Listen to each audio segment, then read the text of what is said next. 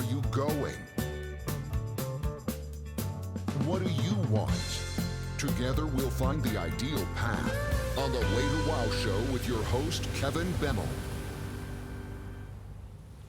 I don't know about you, but especially as a parent, one of my biggest concerns is how all of what's gone on for the last year or so has affected my daughter.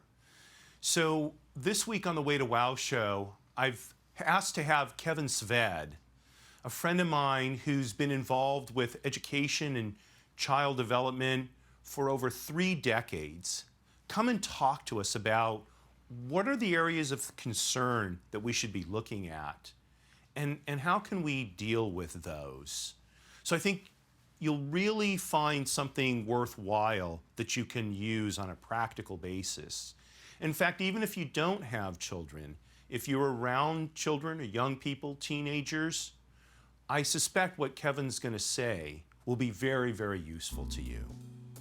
But before I sit down with Kevin, I want to introduce you to the newest member of our production team, Madison, and she's going to mix up a cocktail for us.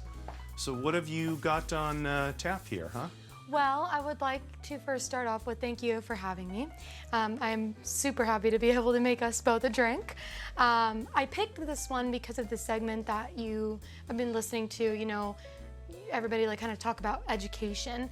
And what I find is, you know, education's really anywhere that you look if you just listen. And one thing I really love to do when I bartend is educate people about the history of the drinks. So today I've chosen the Negroni. Okay. I'm going to tell you a little story about that real quick. Great. So the Negroni was said to be invented in Florence, Italy by a guy named Camillo Negroni. I really hope I'm pronouncing that correctly. Sounds right. Yeah. So, Camille Negroni. Negroni, right. A little, yeah. He, you know, it was kind of an accident. So his favorite bar there was in Cassoni in Florence. And so he demanded the bartender, you know, spice up his favorite drink, which was the Americano. Oh, okay. So he did create a little bit of a substitution with that. So in the Americano, it traditionally has soda water. I guess, you know, Mr. Negroni was having a very rough day because he wanted that a little stronger. He wanted a little bit more of a kick.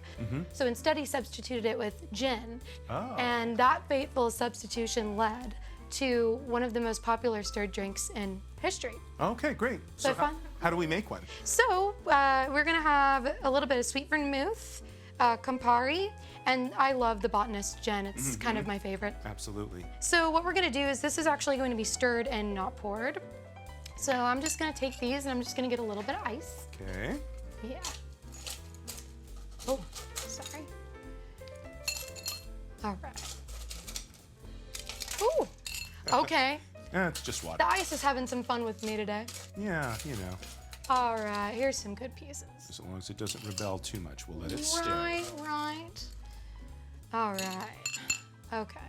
Okay. Let's top it off a little bit more. There We you want go. a little bit more ice. Okay. Good. So it's pretty simple from here. So what I'm gonna do is I'm gonna start off with my favorite gin, the Botanist. You know what I mean? Yes. So I'm going to just put an ounce of the Botanist in each. We want to build the drink, starting with like the heaviest ingredient. Okay. And then I'm going to put this down. And then I'm gonna go in with a little sweet vermouth. Okay.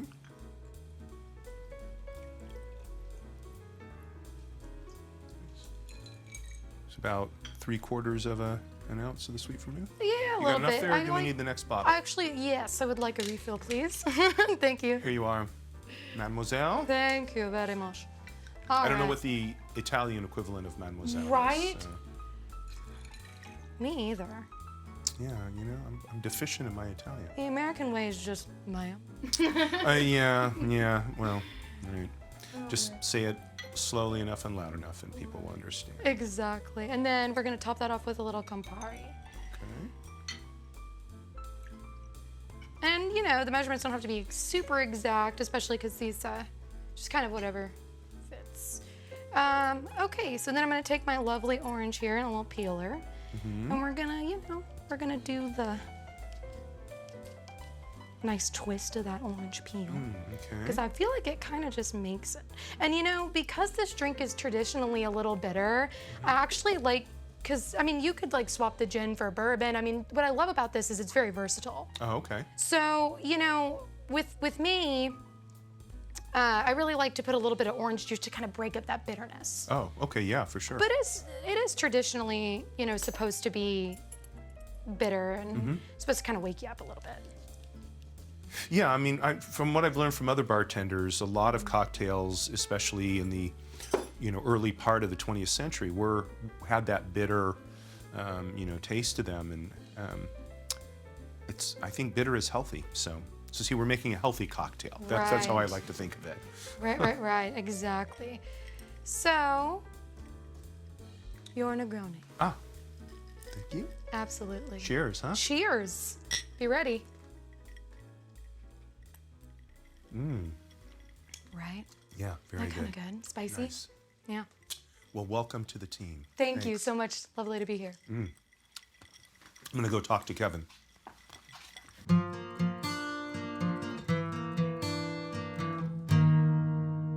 So my guest for this episode of the Way to Wow show is Kevin Sved. And Kevin and I have known each other for a long, long time, although actually in a completely different context than what we're going to be talking about today. And it's been a long time since I've seen you, so it's nice to see you again, and glad to hear that you and your family are doing well up in sort of the South Bay area, South San Francisco Bay Area. So good. Glad to have you on the show, Kevin.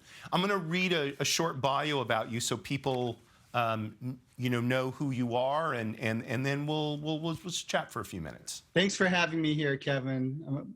It's great to see you too. For 30 years, Kevin Sved has been an educator and someone who has striven to help children reach their potential. He started his career in youth services and as a teacher. Later, Kevin co-founded one of the earliest charter school networks in Los Angeles, the Accelerated School, which Time magazine named School of the Year in 2001. Currently, he's the Chief Executive Officer of Navigator Schools, a group of 3 charter schools in the South San Francisco Bay Area of California. So, you know, Kevin, I want to kind of jump right into what we were talking about on the phone last week, and that is it's been a really tough year and a half for children, especially with respect to their learning. And so, you know, what are some of the challenges that you've seen kids facing that, you know, maybe, you know, some of us are really not aware of, they're not on our radar? I'd first start by saying that the impacts and challenges within our children are definitely vary from household to household. There's a lot of correlation on the negative impacts or the challenges and poverty, as well as children of color. Not to say that, you know, upper class, you know, white children aren't also experiencing challenging impacts, but there's definitely a disproportionate level of harm that our children of color on average have experienced. And some of that, again, correlates with poverty and some of the stresses of the COVID crisis within their local communities. You know, rates for infection were higher among Latino and African American subgroups. So again, those carry over to the households and to the children. I would say some of the challenges that you know go across all of our children are some of the social impacts, because it's difficult to really experience learning in a social environment through Zoom, and again, that more so challenging for kids whose home environments maybe made it more difficult to focus. Some kids, you know, had really great home office type setups, whereas others, you know, were in more cramped households with other background noises and activities going on that made it harder for them to focus.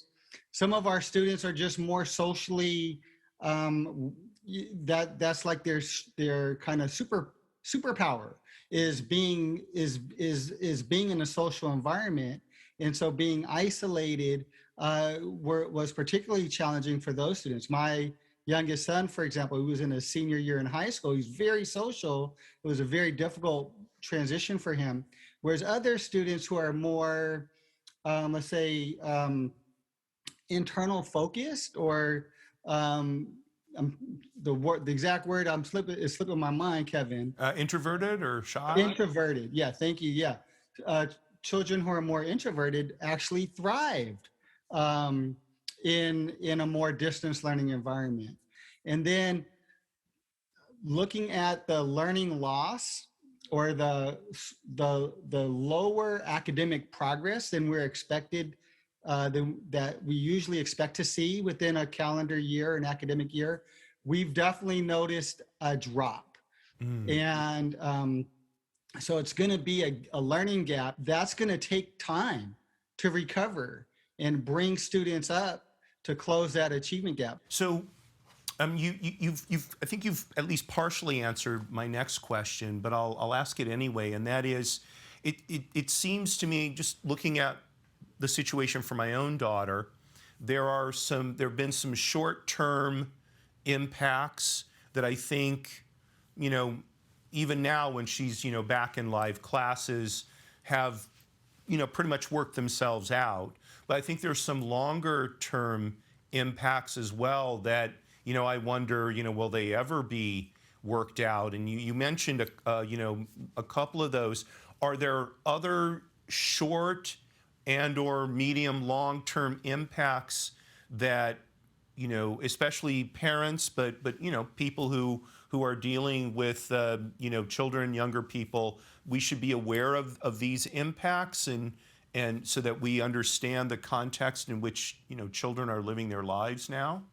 I think, Kevin, that we need to have a lot of grace and patience for each other as adults, as well, especially like you mentioned, for our children, that it is unprecedented. I mean, maybe 100 years ago, we had something similar happening, but the students reacclimating to the social stresses of school, of in-person school, like it brings up things that they haven't had to deal with necessarily. Like, cyberbullying in Zoom rooms is a lot different than being bullied on the playground. And so not so there are some anxieties that children may be experiencing going back into school. I would say also, again, when it comes to academic achievement levels, that it's really important that parents are supportive of their children and accept like what is the current reality as it relates to academic performance may not be on par with where they hoped or expected them to be, and that it may take time to recover. And so patience and grace, love and understanding, I would say, are key for all of us as parents always, but especially in this kind of time where we're dealing with kind of the transition back into on-site learning. Mm-hmm. And I was struck by one of the things you said earlier, which is that for a lot of introverted children, they actually did better in the online environment than they might typically do in the classroom. What are your thoughts about now taking those children back into the in-classroom environment? Would you expect them to have more difficulties adjusting back, whereas the children who are more social, more naturally outgoing, they might have less difficulties? As we gauge how best to help our children, I think it can help to have our expectations, somewhat put in balance. What are your thoughts on that? Yeah, I think that's a great insight, Kevin, in that some of our children who did thrive more in the distance learning environment are going to need more support and patience and encouragement to engage in social interactions. And I'd say, from a school standpoint, it's important. Like one thing that we've done at Navigator Schools, and I know many schools across the nation have done, is they really emphasize their social emotional learning and the programs and supports for social emotional learning. So we've done this online in distance learning that we call the strong start. We take some time for breathing exercises. We really start the day with a kind of community learning in space. And that's not something that we were doing consistently pre-pandemic. It is something that we're going to carry forward, knowing that social emotional learning is critical for all of our children. And so parents, what parents can do is, one is ask their local school principal or the school districts, or their private school, whatever school they may go to, what are you doing differently to support students with social emotional learning, knowing that that's going to be really critical for students as they get back into school on site. So that would be one thing I think, Kevin, they could do. Another is to make sure that, I think one of the beauties of the pandemic, I mean, it's hard to say it in that way, but I say one of the things that has been beautiful to see is more parent-child communication and connection. Again, some households, it's been very strained because it's been quite difficult, but in many cases, we have seen a lot more collaboration between schools and parents, teachers and parents and children as it relates to academic learning goals. And I think that that's something we hope to build on and keep as we move forward. So I think families staying engaged and connected, while maybe not having to do quite as much when kids are back in school as when the learning is all happening at home. I think there is a way to build on that to support our children. And you mentioned that as a school, you're doing some exercises to begin the school day, breathing exercises and things.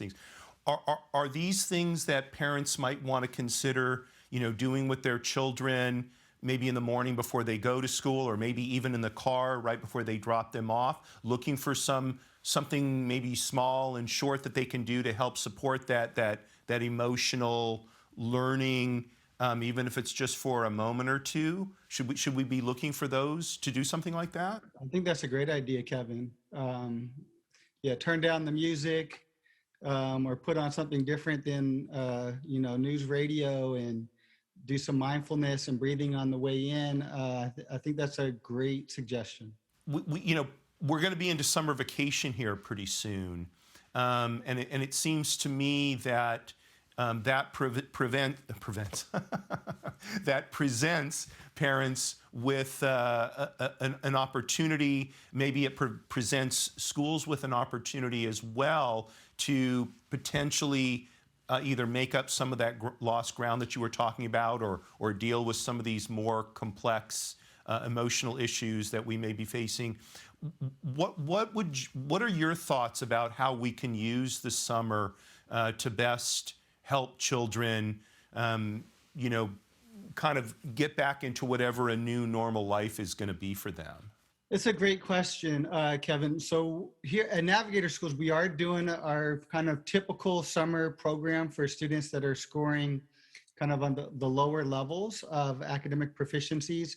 I know a lot of school districts and charter school networks are having challenges recruiting teachers to work this summer because it's been exhausting. I mean, we think, teachers working from home, that's easy. Actually, no.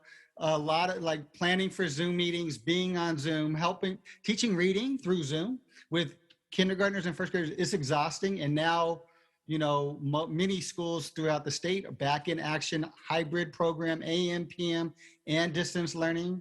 So teachers need a break. And I'd say for many of our students, last summer, they kind of lost out on a lot of fun activities last summer. No travel, no camping. A lot of summer camp programs were restricted or closed. So I would say as much of a normal summer with a lot of reading, fun reading. But to me, I think kids need that too.